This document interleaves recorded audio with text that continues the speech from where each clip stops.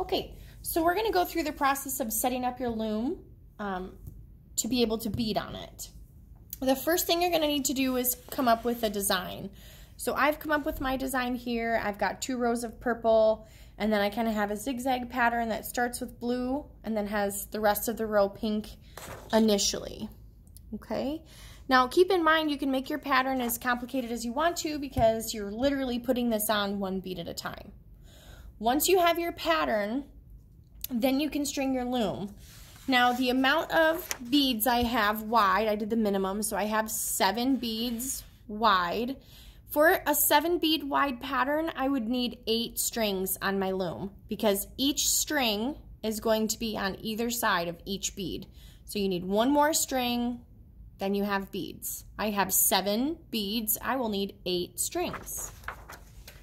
You're gonna select your loom and then just try to clean off the knots and all the yucky stuff from whoever used it previously or before you. And once you get those cleaned off, you just wanna make sure that your nails are pointing slightly downwards. You don't really want them pointing straight at you, but a little down. So you can just rotate these dowels down a little bit. This one over here is pretty good. You can also tighten them with this wing nut so that they don't move around on you.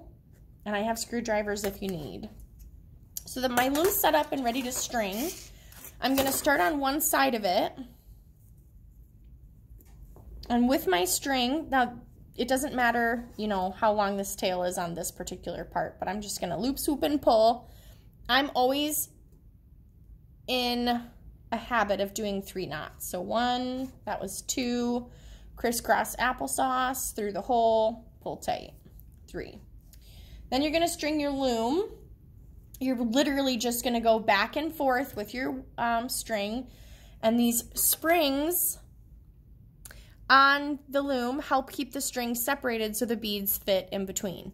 You don't ever wanna start all the way at an edge unless you absolutely have to because you're gonna use every single one of these spaces. Now, ours are not gonna be large enough to do that, so just start a couple in if you're more towards like the 15 number.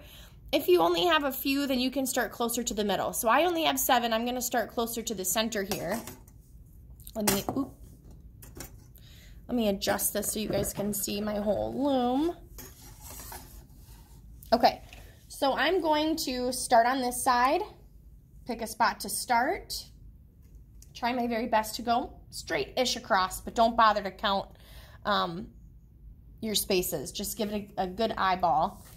As you attach this first one, you kind of want to give your loom a little bit of a squeeze because the further you go stringing your loom, the tighter it's going to get. And so you don't want that first string to end up saggy. So just give it a little pinch.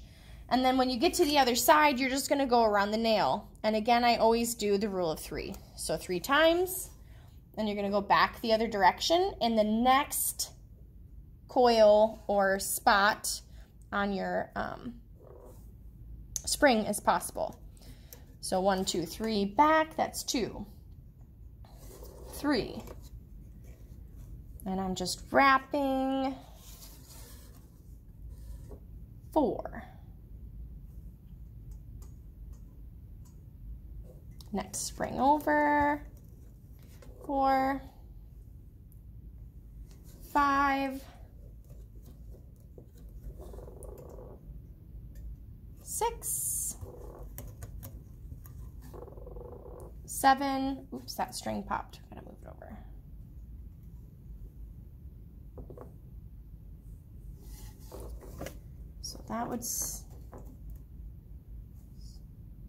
7, this is 8. 8. And then the next step is just cut your string and tie it off. So I usually, when I'm doing this part, this is kind of tricky. It is helpful to have somebody put their finger over your nail. If you have somebody, I'm in here by myself, so I'm just gonna make a loop, pull my tail through it, and then before I pull that string tight, if I just sneak that loop over my nail, when I pull it, that is a knot. So I'm gonna make a loop. I'm gonna pull my tail through my loop, and then put the loop over the nail and then pull it tight. That's the easiest way to end. The next step is going to be to take a string that's about the span of your arms. So as far apart as your arms go, you're going to make your string and cut it. You're going to tie it on one of these outside strings. So what I have right now, I like to put my hand in front of it so you can actually see the loom better. What I have right now is my loom strung with my 8 strings. So I'm going to pick either, the outside string on this side or the outside string on, rather, over here, this side.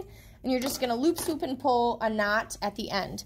For this one, it is important that you leave a little tail. So you want about 6 inches, or in between your thumb and your first finger is a pretty good size. So I'm going to leave a tail. So I'm probably going to start my knot here, and then I have the longer piece on the other side. Basically, tie a knot, leave a little extra string. No need to be complicated. So I'm just going to take this here on my very end string, loop, swoop, and pull, tie a knot.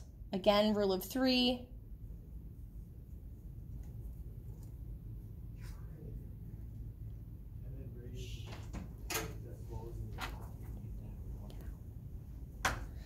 And then you're going to pull tight.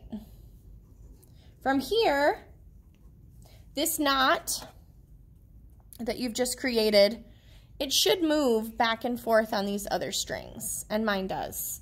The next step is going to be to put a needle on the larger side of your string. So I have my other end. I'm going to thread a needle on there. The trick is, do not tie any more knots. So once I thread my needle on this side of my string, I'm just going to kind of let it hang on there. The tail is going to stay open.